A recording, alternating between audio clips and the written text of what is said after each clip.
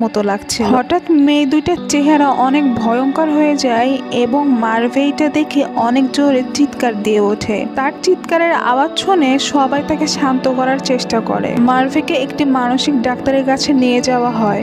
Doctor মার্ভেকে বলে, আপনার সমস্যা কি? মার্ভে প্রতি উত্তরে বলে, আমার ছোটবেলার কিছু ভয়ঙ্কর ঘটনা সবসময় আমার সামনে ঘটতে থাকে।